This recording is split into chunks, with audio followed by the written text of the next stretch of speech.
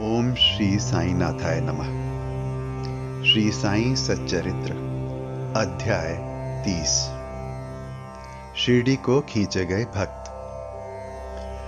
इस अध्याय में वणी के काका वैद्य, खुशाल चंद तथा बंबई के रामलाल पंजाबी का वर्णन है। इस अध्याय में बतलाया गया है कि 3 अन्य भक्त किस प्रकार शिरडी की ओर खींचे गए। प्राकथन: जो बिना किसी कारण भक्तों पर स्नेह करने वाले दया के सागर हैं तथा निर्गुण होकर भी भक्तों के प्रेमवश ही जिन्होंने स्वेच्छापूर्वक मानव शरीर धारण किया, जो ऐसे भक्त वत्सल हैं कि जिनके दर्शन मात्र से ही भवसागर के भय और समस्त कष्ट दूर हो जाते हैं, ऐसे श्री साईनाथ महाराज को हम नमन करें। भक्तों को आत्मदर्शन कराना ही संतों का प्रधान कार्य है। श्री साईं जो संत शिरोमणि हैं, उनका तो मुख्य ध्येय ही यही है। जो उनके श्री चरणों की शरण में जाते हैं, उनके समस्त पाप नष्ट होकर निश्चित ही दिन प्रतिदिन प्रगति करते हैं। उनके श्री चरणों का स्मरण कर पवित्र स्थानों से भक्तगण शिरडी आते और उनके समीप बैठकर श्लोक पढ़कर गायत्री मंत्र का जाप किया करते थे। परंतु जो निर्बल तथा सर्व प्रकार से दीनहीन हैं और जो यह भी नहीं जानते कि भक्ति किसे कहते हैं, उनका तो केवल इतना ही विश्वास है कि अन्य सब लोग उन्हें असहाय छोड़कर उपेक्षा भले ही कर दें, परंतु अनाथों के नाथ और प्रभु श्री साईं मेरा कभी परित्याग न करेंगे। जिन पर वे कृपा करें, उन्हें प्रचंड शक्ति, नित्य अनित्य में विवेक तथा ज्ञान सहज ही प्राप्त हो जाता है।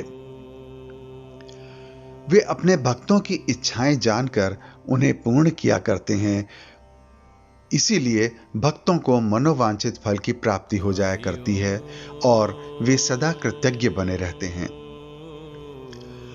हम उन्हें साष्टांग प्रणाम कर प्रार्थना करते हैं कि वे हमारी त्रुटियों की ओर ध्यान न देकर हमें समस्त कष्टों से बचा लें।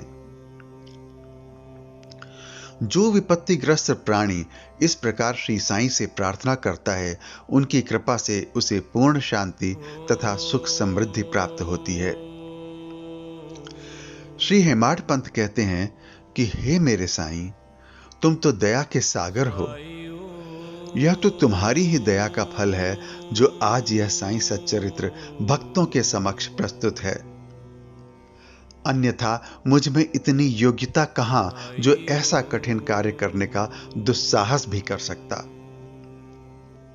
जब पूर्ण उत्तरदायित्व साईं ने अपने ऊपर ही ले लिया, तो हेमाड पंत को तिल मात्र भी भार प्रतीत न हुआ और न ही इसकी उन्हें चिंता ही हुई।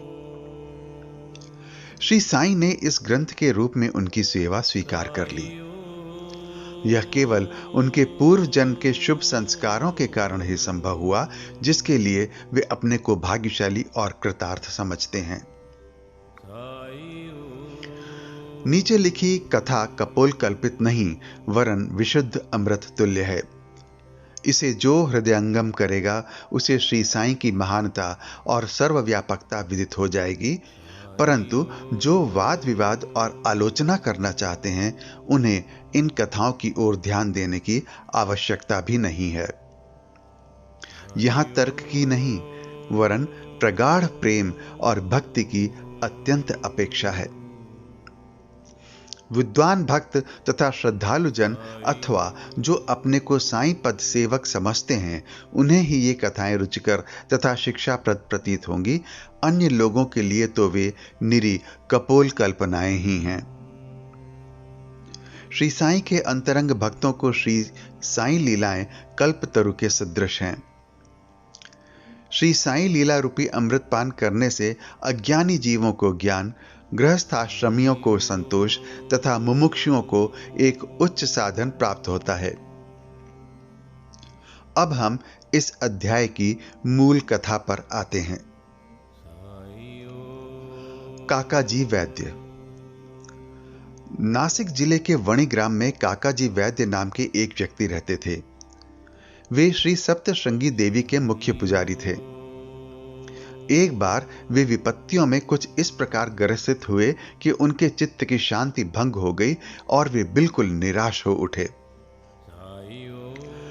एक दिन अति व्यथित होकर देवी के मंदिर में जाकर अंतःकरण से वे प्रार्थना करने लगे कि हे देवी, हे दयामयी, मुझे कष्टों से शीघ्र मुक्त करो। उनकी प्रार्थना से देवी प्रसन्न हो गईं और उसी रात्रि को उन्हें स्वप्न में बोली कि तू बाबा के पास जा, वहां तेरा मन शांत और स्थिर हो जाएगा।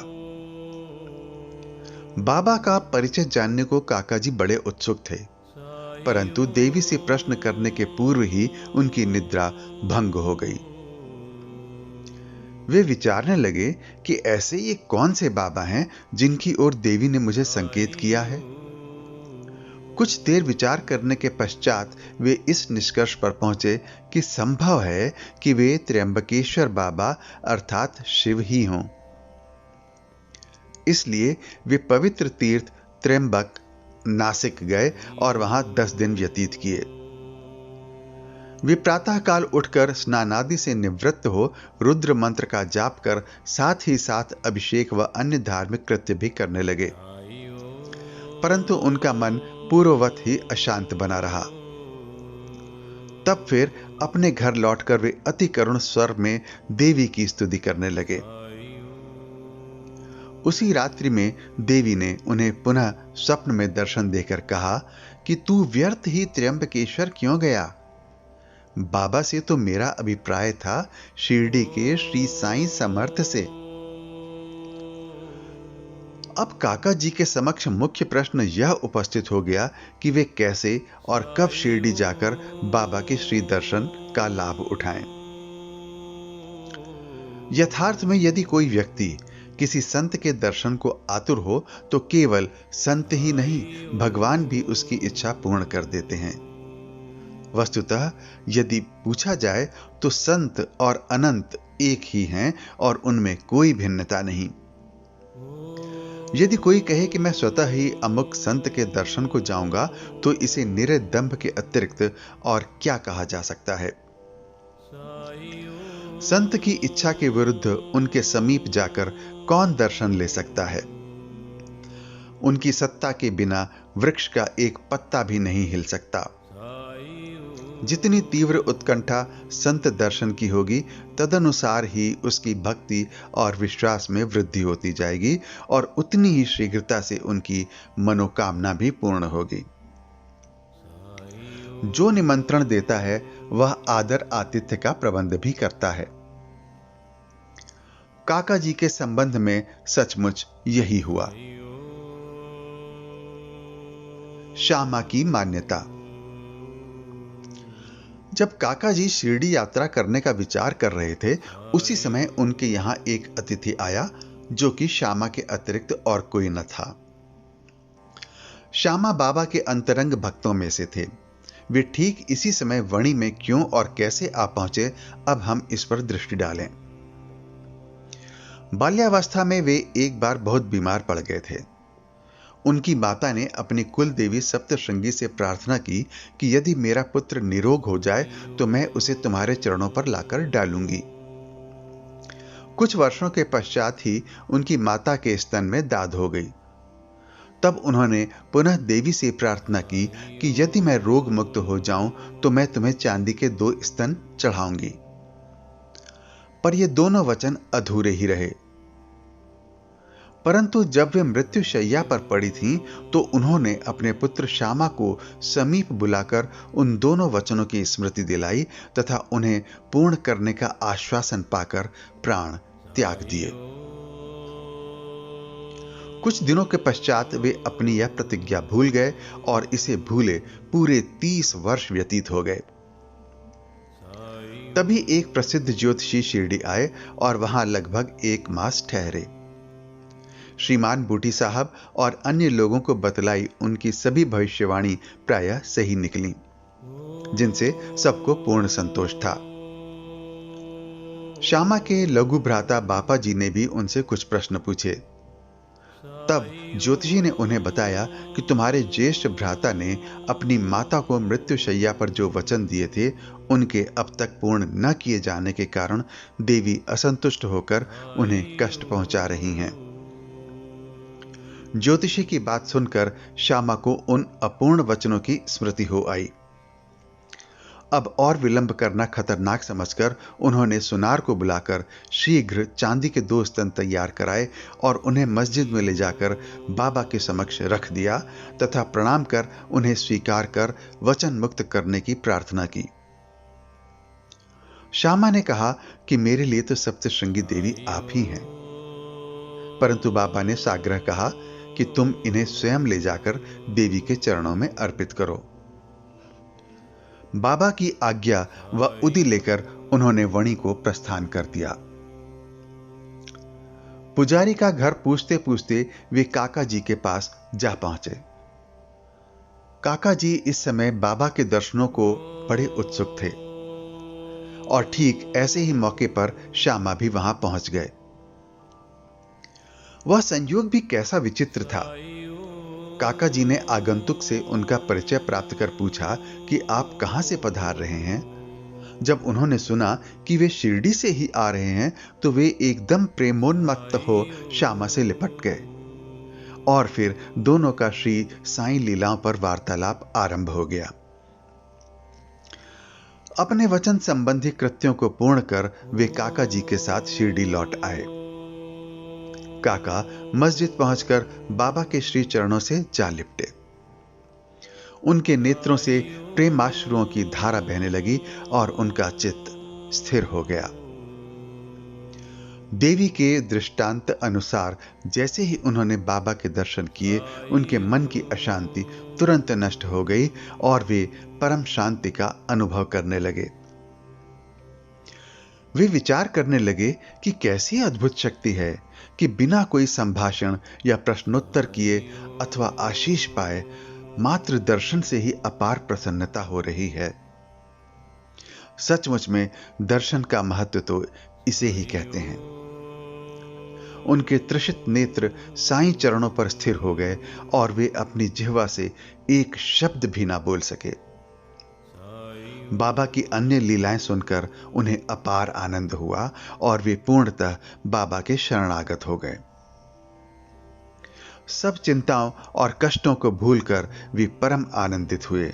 उन्होंने वहां सुखपूर्वक 12 दिन व्यतीत किए और फिर बाबा की आज्ञा, आशीर्वाद तथा उदी प्राप्त कर अपने घर लौट आए। खुशाल चंद, राहाता निवासी। ऐसा कहते हैं कि प्रातः बेला में जो स्वप्न आता है वह बहुधा जागृत अवस्था में सत्य ही निकलता है।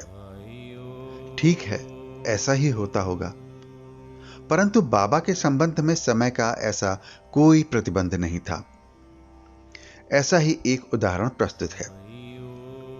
बाबा ने एक दिन तृतीय पहर काका साहब को तांगा लेकर राहाता से खुशाल चंद को लाने के लिए भेजा, क्योंकि खुशाल चंद से उनकी कई दिनों से भेंट न हुई थी।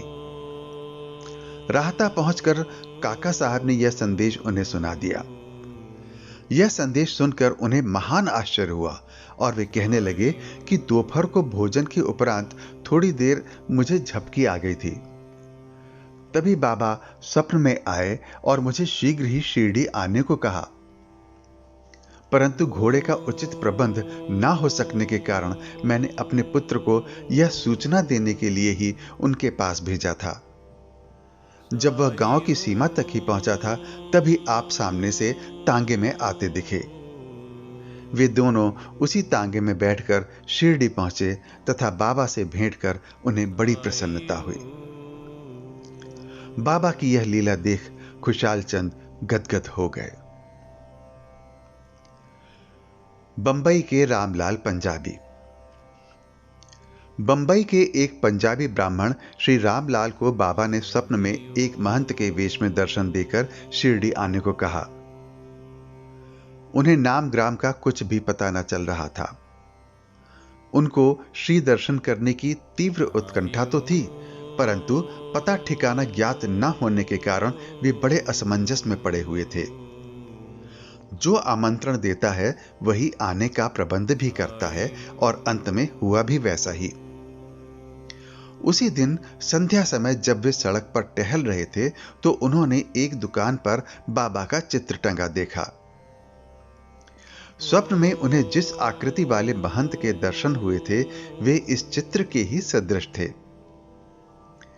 पूछताछ करने पर उन्हें ज्ञात हुआ कि यह चित्र शिरडी के श्री साईं समर्थ का है, और तब उन्होंने शीघ्र ही शिरडी को प्रस्थान कर दिया तथा जीवन पर्यंत शिरडी में ही निवास किया।